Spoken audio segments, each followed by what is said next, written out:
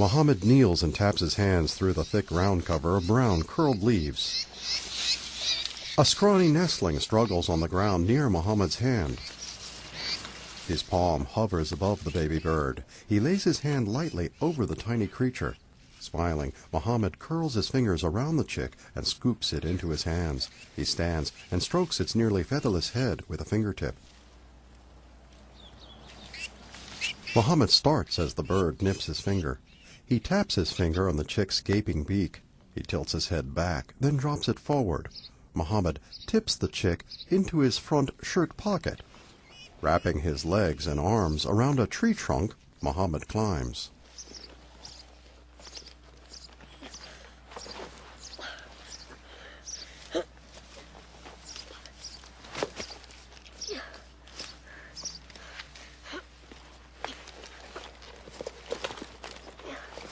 He latches onto a tangle of thin upper branches.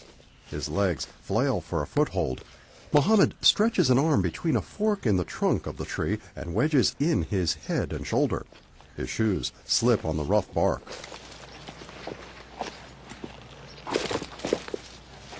He wraps his legs around the lower trunk, then uses his arms to pull himself higher. He rises into thicker foliage and holds onto tangles of smaller branches. Gaining his footing, Mohammed stands upright and cocks his head to one side. An adult bird flies from a nearby branch. Mohammed extends his open hand. He touches a branch and runs his fingers over wide green leaves. He pats his hand down the length of the branch.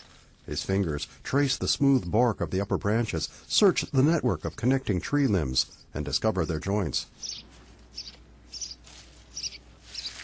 Above his head, Mohammed's fingers find a dense mass of woven twigs, a bird's nest. Smiling, he removes the chick from his shirt pocket and drops it gently into the nest beside another fledgling.